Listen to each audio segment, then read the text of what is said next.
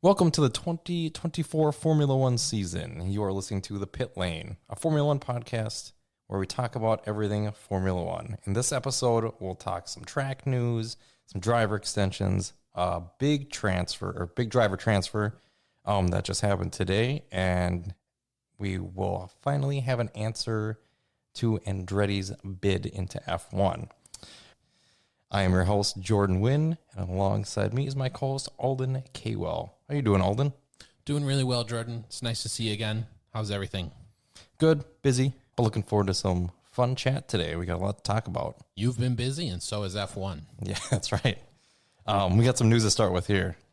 As we talked about, we got some track news. Madrid is being added to the Formula One calendar from 2026 through 2035. It's quite the long contract for them. 10-year deal. Track's not built yet. I saw pictures of the location, and it looks like it's just in an empty sand field. That's kind of dumpy. Great. Well, it's supposed to be a partial street track, partial permanent. Looks like it's kind of by some warehouses. I'm sure like they'll Miami or like Las Vegas has been, where it's like 50-50, like a building, a paddock that actually exists, and then the track sort of exists on street, or how, or more like Singapore. It almost feels like Singapore, but like not as beautiful, I guess. And not to say that Madrid's not beautiful, but like just where they have it seems kind of odd. Okay. Location wise, but I'm sure once they get the track built, it'll be pretty. And all of this stuff, nothing's built yet there other than a couple warehouse buildings, which they'll probably use for, pit lane stuff and anything else. But yeah, so they're moving on the calendar in 2026. So that'll take over the Barcelona slot? I believe so. Okay. It does sound like they're forking out a lot more money, more than double the entry fee than Barcelona. That's substantial. Yes. So that's probably the main reason there. But yeah, Madrid's being added to the calendar and Barcelona will be removed. We also have a name. Can we talk about the Madrid circuit a little bit? Madrid circuit.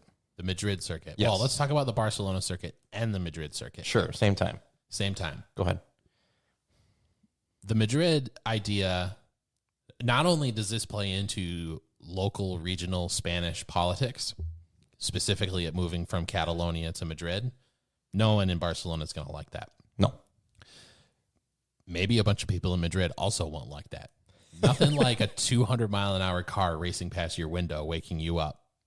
I don't think that's going to be very much fun. Also, the Barcelona circuit just went through the modification to remove the chicane. What, a year ago?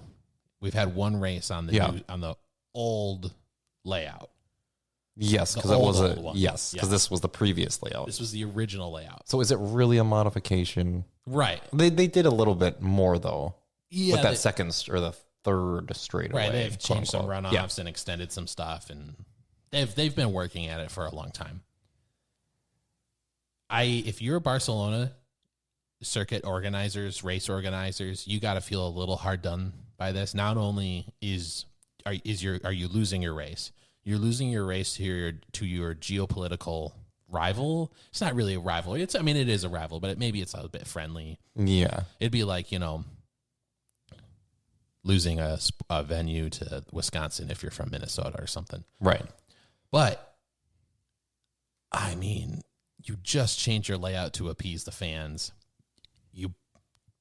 Essentially you spent a bunch of money to, modify things to make racing better, which I honestly can't remember last year's race and if it was better. I'm sure it was because, you got rid of that last chicane, a little bit more straightaway or full throttle, not technically straightaway.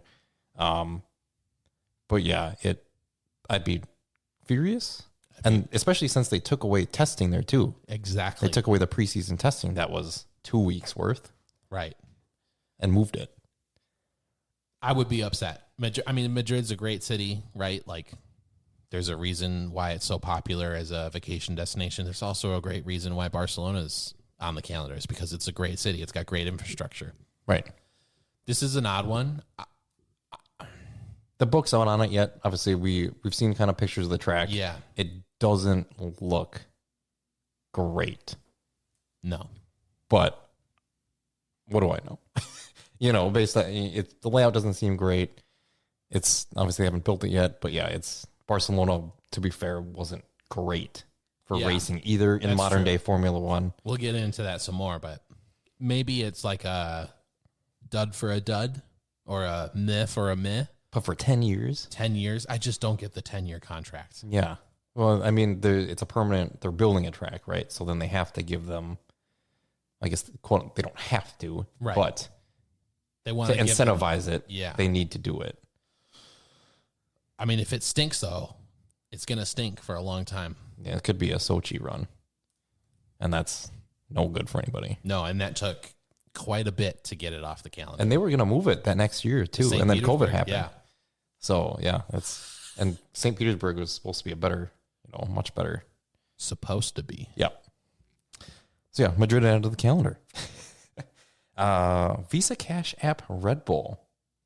That is the new name from former AlphaTauri, former Toro Rosso. What do you think? I don't like it at all. It's dumb. Do you think this brings value to Formula One? It brings value to the pockets of whoever owns the team. I didn't have any follow up to that. That's just leading me into something later. Yeah, exactly. Oh, I know. Oh, I'm aware. This is just the ever constant commercialization of the sport. Yep. You can't have the sport without some amount of commercialization. That's fine. That's a known. This is a mouthful. It's not a good name. The branding is medium. It's just like Cash App and Visa do not share the same colors. No, they don't. Red Bull and Cash App do not share the same colors. So what color do we think they're going to be? Well, according to all the things they've put out, it's like this really bright blue with like white or bright blue with silver. I mean, that was kind of the livery for Toro Rosso at the end of it, but it still had red in it. Are they going to add green? Are they just going to look like a weird sort of like map topographer color palette? Yeah, I'm not really sure. I don't understand why Red Bull owns a second team at this point either. I mean, we do know why. It just doesn't stand to reason. It doesn't pass the smell test for me anymore. Yeah, doesn't add value. Does not really add value to the sport overall. Only a select few. But it might add competitiveness. It doesn't. They've won 2 races their entire existence. Well, that's more than you can say about some other teams. But we'll get to that later. Yeah. Let's get into some driver signings. Lando assigned a multi-year extension with McLaren. He did. They didn't disclose how many years or till how long. They just said it's a multi-year extension, which is cool. Yep, and they took that page out of Ferrari's book with Charles Leclerc also signing an extension. Also did not announce the length of the contract. That one seems to have a rumor attached to it of 2029. Yeah, I've heard that too, and I heard that kind of, probably toward the end of the year last year? Yeah. I had heard that rumor. They made it official. Yes, they did. So yeah, Charles Leclerc and Lando staying at their respective teams through who knows when officially, but that's what we get. And those are good signings. Yes. We agree with that. Yes. And the driver pairings of McLaren with Piastri and Lando. You got 2 young guys. Lando's obviously been there, probably 4 years now? 4 years now, yeah. I want to say. So he's been there a while. Piastri's locked into, I think, through at least 2026, I want to say. So yeah, 2 great drivers right now. Piastri's bound to make a step this year. Lando, if he can continue his form, and McLaren continue the progress with their car, should be a good year for them. And years to come, probably. Right. Leclerc, extending for Ferrari. We all kind of knew he was going to stick around. Especially with Fred Vasseur there. They're great putties. Yep, he started with him in Alpha. Leclerc looks like he belongs in that team. Despite the bad luck and the pseudo curse, quote unquote, the bad luck he's had, I can't really see him driving for another team. It made sense for him to extend his contract there. Makes sense for the team as well. He's one of the best drivers out there. He's young too. Exactly. He's still young. Why not continue that partnership? That's right. big news today. Rumors happened last night all around. I know I sent you them. You said no way. I did say no way. You said no way. Wake up this morning. So way. It's the only way. It's the only way. Lewis Hamilton is confirmed to go to Ferrari in 2025. So he's leaving Mercedes. This year. After this year. After this The season. year hasn't started yet. That's correct. That's why I think it's more surprising for a lot of people. That it was so early. Yes. It's a huge coup if you're Ferrari. Yes. Lewis has made bold choices into the unknown before when he left McLaren, where he had won a world championship, and joined Mercedes, who, let's not forget, at the time, were not the team they are now. Correct. They hadn't won a race. Correct. He replaced Schumacher, right? Exactly. He replaces Schumacher, joins his old pal Nico Rosberg at Mercedes. People were asking him, how stupid could you be? Why would you do this? That team doesn't have anything. McLaren has a pedigree. McLaren knows what they're doing. Whether it was luck or not, he showed everyone wrong. His choice was validated. And I think there's some similarity between that decision then and this decision now. I'm not trying to beat around the bush and say that Ferrari are going to win the championship next year or anything. You have a Red Bull in the way, or two. Right, and it's not like Mercedes is bad. They actually finished Second. So you are moving down the field. There's a whole season between now and then, so we'll see whether that really happens. He joins Leclerc, who's a very good driver and has been integrated into that team for a long time. I don't know if Lewis knows any Italian. He's probably picked up some over the years. Maybe a little His bit. buddy Seb may have taught him some a little bit. But, like, this is another bold choice. This is a huge decision. It's a leap of faith. Ferrari have not looked their best for over a decade, 15 years or more. They don't win a lot of races these days. Their car is not as competitive as the Red Bull or the Mercedes. Like, it wasn't at the end of the most recent regulation set. It wasn't Ferrari challenging Mercedes. It was Red Bull challenging Mercedes and Mercedes challenging Red Bull. Yes. Ferrari has been the third place team for... Well, they even had a couple of down years at the end of that, too. Correct. They even finished fourth one year, didn't they? Yep. So this is a huge choice. It's a huge leap of faith. Lewis is a very talented driver. Can he drag this car into more points? Probably. Is he better than Leclerc? We'll see. We'll see. Maybe not after another year, but Lewis is entering the later stages of his career. Is this a choice of competitiveness? Is this a choice of lack of faith in Mercedes? Is there politics at Mercedes that we're unaware of? Does he think the car is going to be bad again? These are all the unknown questions that we are sort of pondering and Is it emotional? is right. There's always been some sort of tie that, who doesn't want to drive for Ferrari maybe in he Formula just One? wants to be racing red for Right. 2 years and then quit. Right. And he doesn't care if he's good or not He's won 7 world titles. He has nothing left to prove to anybody. to anyone. We know how good he is. He's been an elite driver the past decade and then some. Like you're saying, there's a lot of unknowns. I believe he's worked with Fred Vassar before in F3 and GP2, I believe. Interesting. Okay. Yep. So there's a connection there. I think I had read one of his engineers at Mercedes also moved to Ferrari this previous year. Oh, really? And I don't know. So is Bono going? Right. I don't know how much information is shared, but, some insight there. I don't know if he has driven, I'm talking Hamilton, has driven the 24 Mercedes in the simulator or not, but I'm sure he has some insight of what the car is supposed to be like at the very least. And maybe it's part of it too. Maybe he doesn't like it or doesn't, or maybe he just needs a change. That could be a big thing too. Maybe change of life, change of scenery, change of anything. He's been there a long time. He's been at Mercedes for a long time. Almost 10 years. I think it's At the end of this deal, it will be 10 years, won't it? 11. 11. So it was like 2012 or 13? 13? Because he won the 2014 World Championship with Mercedes. Right. That was his 2nd. Yeah. Yep. So he's been there for a good long while now.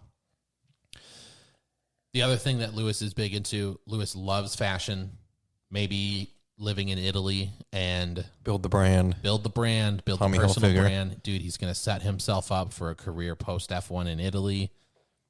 I swear, he's going to be a huge fashion. I don't know how we get it down these rabbit holes, probably just because of me. Anyway, Lewis, again, it could be all of these things together.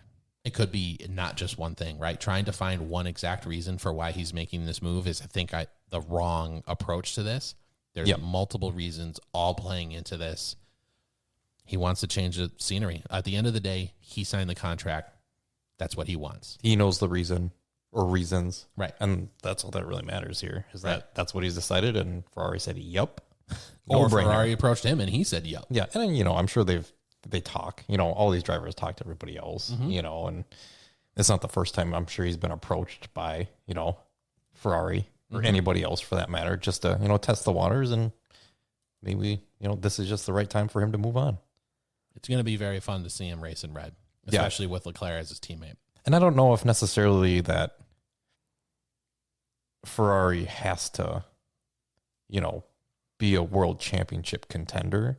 I think that they just need to be very competitive in a sense that they're capable of hopefully winning races and probably be at least with Mercedes level versus, Mercedes being kind of staying where they're at. Because if he doesn't make a risk or a change and take that risk, what's kind of the point? You know where Red Bull is right now from a competitive standpoint.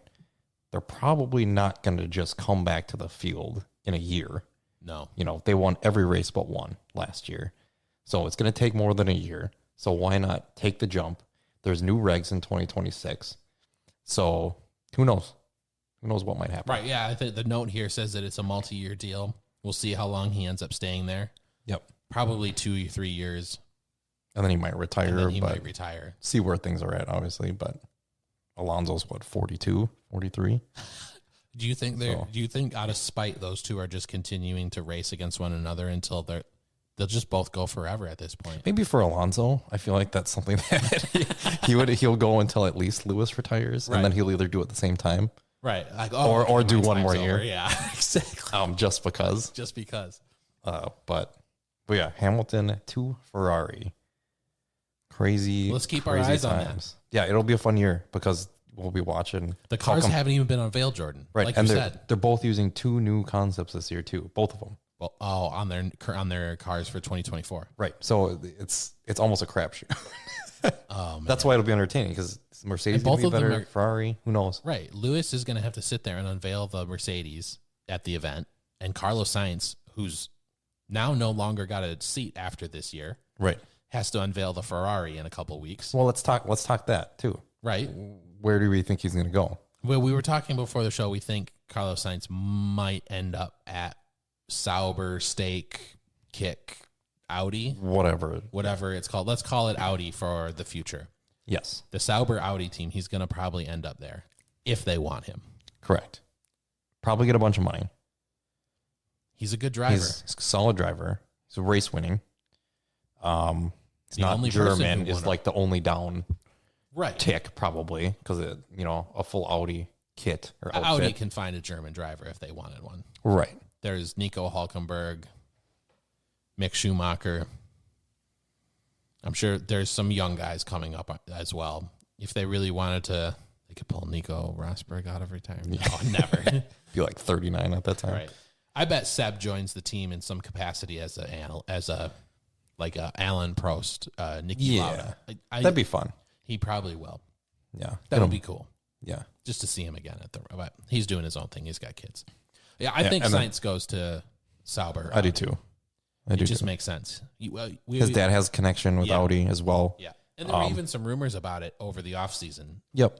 That was if something didn't work out for Ferrari for whatever reason, and this is a big reason. And his seat is gone. And if you're going to get replaced by anybody, it doesn't feel good to get replaced by somebody, but you're getting replaced by a 7-time world champion. So he's arguably the best driver in F1. I wouldn't feel bad about it. No, it's just circumstances, and you knew they were going to keep Leclerc. So you're just kind of stuck. You can walk away from your stint at Ferrari with your head held high. You won races. You helped your team. You brought the team back into competitiveness. You got to race in red. Yep. And you weren't an embarrassment. Right. What more can you ask for an F1 driver in the past 15 years with Ferrari? With Ferrari, right. Yeah. Nothing. That's pretty much the extent of it. Yeah. So. And if all of a sudden Lewis wins a bunch of races in the first year of his contract, Carlos can be like, yeah, I helped design that car. Right. Essentially. That was me.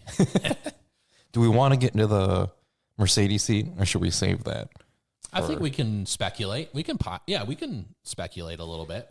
So George is there, Russell. Right. Currently. I don't know how long his contract run through, but I think most people's are 2025. Yeah. The contracts are up for a lot of, or 2024, sorry. Yeah. End of 24, yes. End of this year. Yep. Some names probably out there. I know they have an F2 driver that they're very keen on. Okay. Whether or not they'd promote him right away to Mercedes, it's yet to be seen. But yeah, they dubbing him like their prodigy. I can't remember his name. I think he's Italian. Okay. Did he do some of the young driver testing during this last year? I don't know, Okay. actually. I'm not sure. I'd have to look. But he's in their academy? Yes. Okay. Yep. So he's going F2 this year, and he only needs 18 points or something, license points to get his F or super license. I think Albon is probably a name that's looking to move if he gets an opportunity, and that I think would be a good grab. That would be a very good grab. He has experience in a top team. I think he knows what it takes now, and he's not just groomed by James Fowles. Yes, he would fit in. He'd had the mentality to fit in well at Mercedes. Yes, and him and George are friends. Yep. So that would work well. Hopefully, you'd think, but you never know. That would be my kind of choice. Yeah, I think the two drivers that you might think would fit in well there would be Alex Albon, Carlos Sainz, who now needs a drive. Yep. It would maybe there's another possibility that happened here. It's possible that Carlos Sainz already knows where he was going to drive, and that's why Ferrari was looking for a driver. Yeah, sure. Yeah. Right? Like Ferrari may have been told or informed by Carlos Sainz he's not going to be coming back, or that he was asking for so much money because he knew what he would be offered somewhere else, and that Lewis then went to Ferrari. So there's a possibility that Carlos Sainz isn't available, but possibly also he is. And if he is, I mean, like we talked about, he's not bad. He's a great driver. He's won races. He knows how to get things out of the car.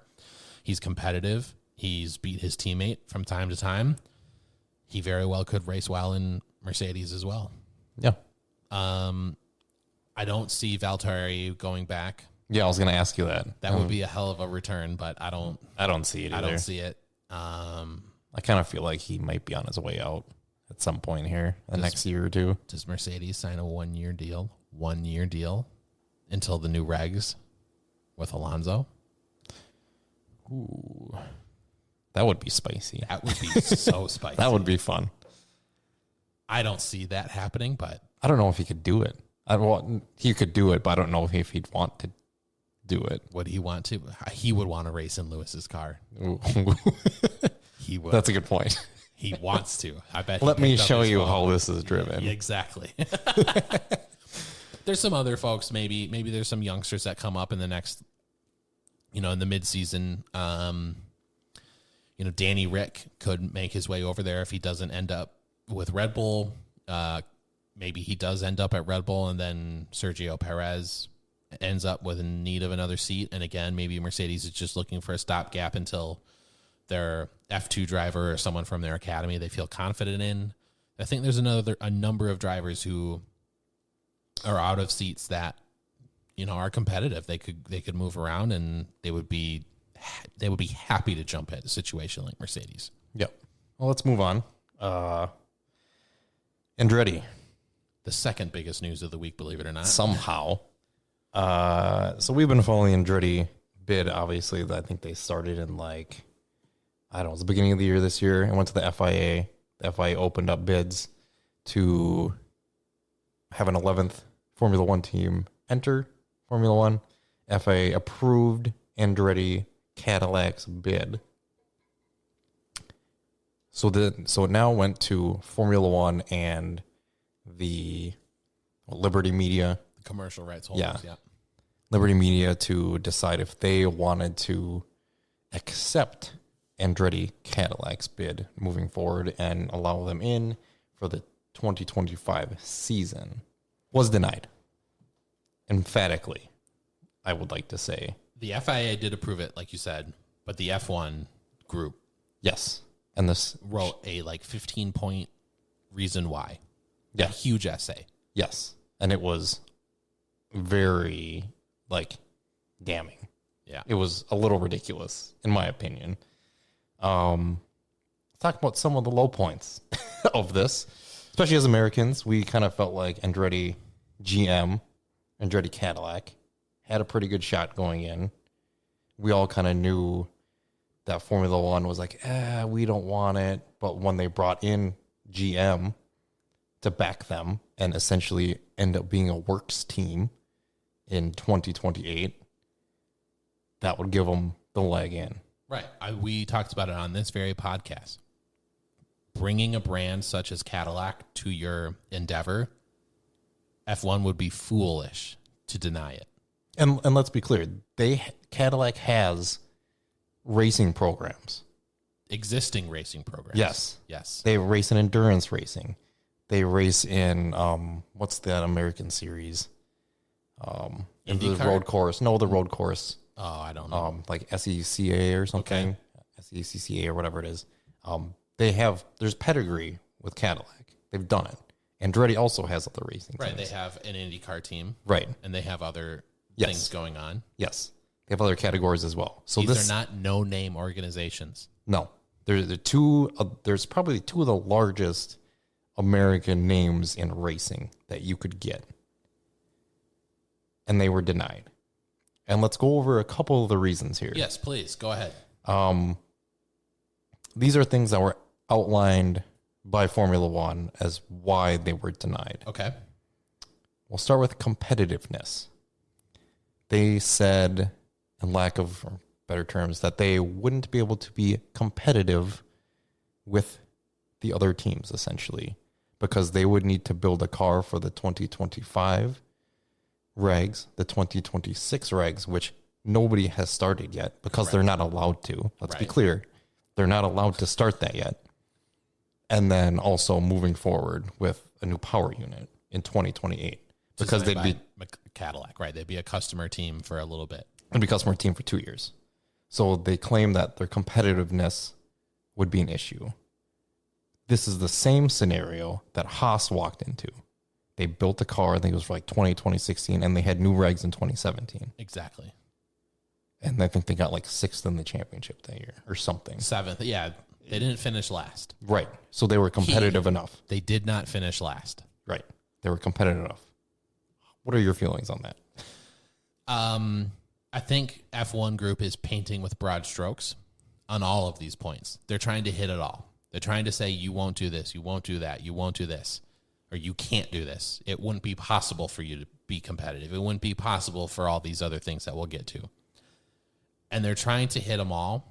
And whether some of them are invalid or valid, we're all talking about them. And that's what they're hoping. Andretti would be competitive because they're not slouches. Neither is Cadillac. They wouldn't want their brands to be tarnished by finishing well behind anyone else or not finishing races or having an uncompetitive car. That's not what they're entering F1 for. Right. Why do we think Audi is waiting to put their name on their team? Correct. Until 2026. Because they want their name associated with winning. Correct. Competitiveness. Correct. There's always a team that finishes last.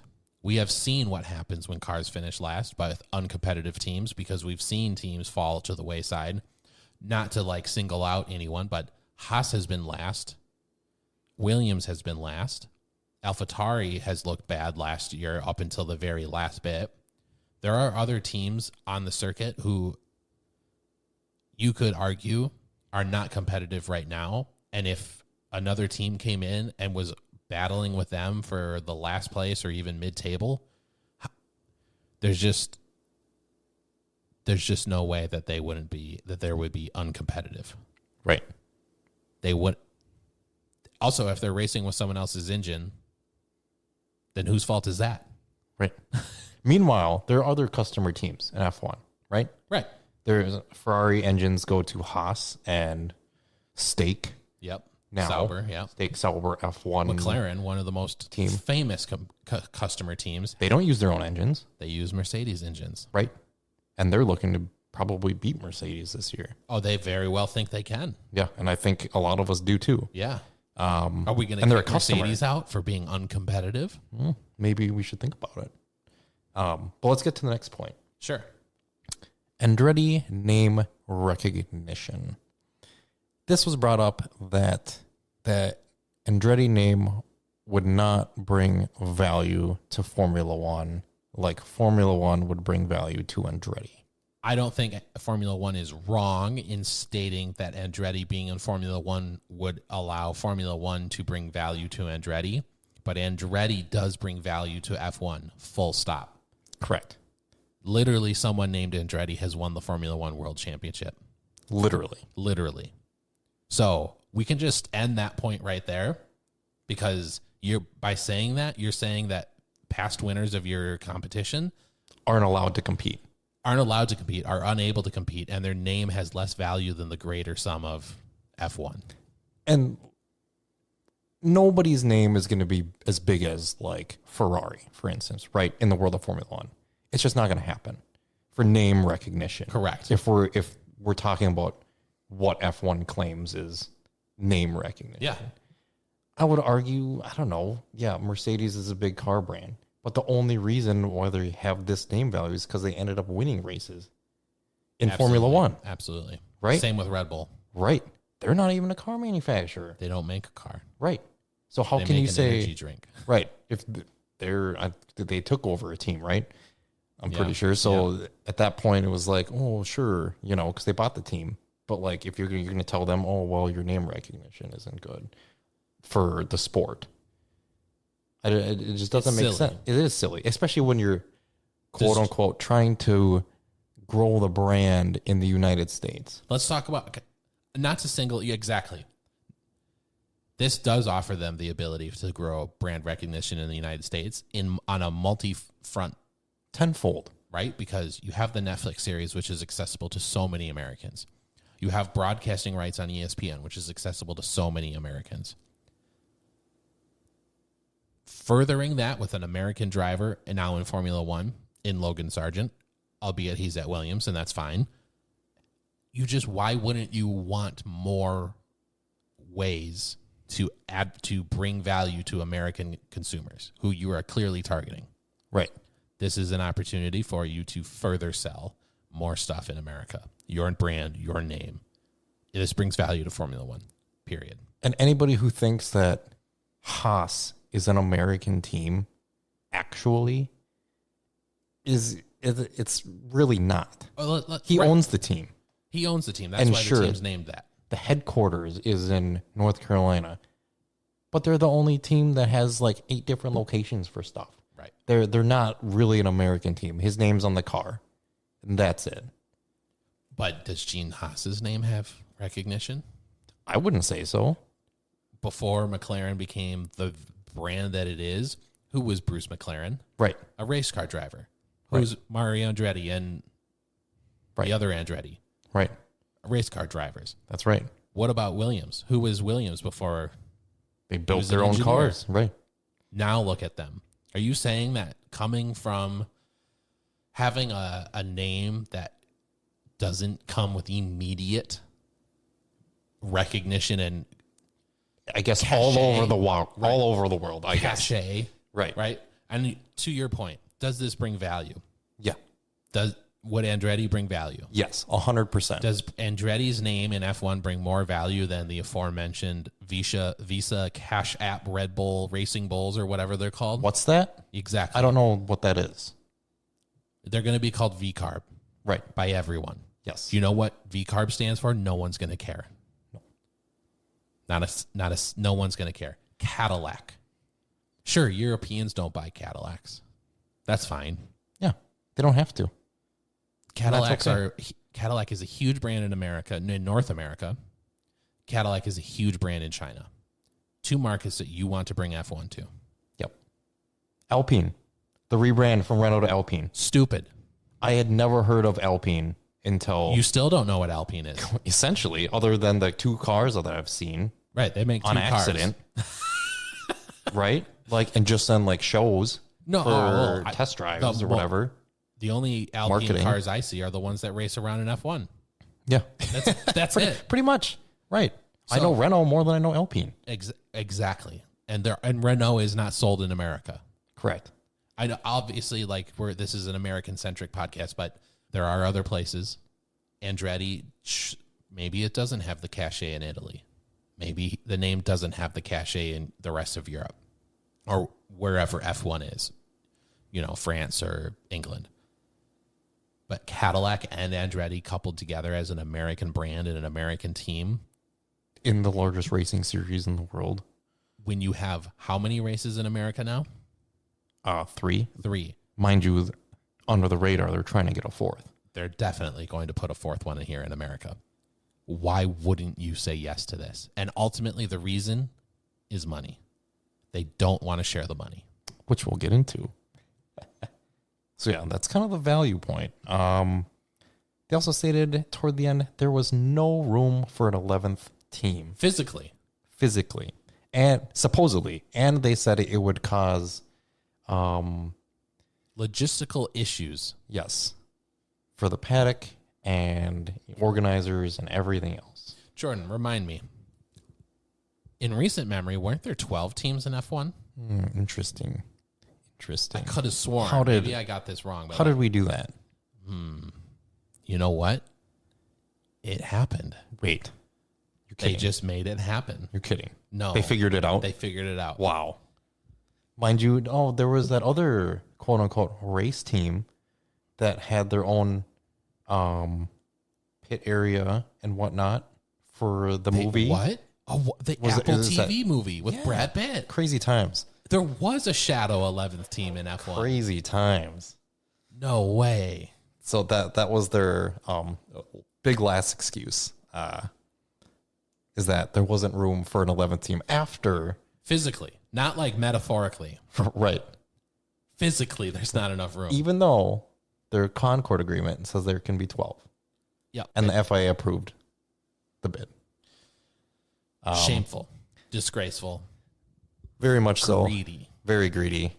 They told Andretti it might look different if you came back in 2028. Guess what they're going to change between now and 2028?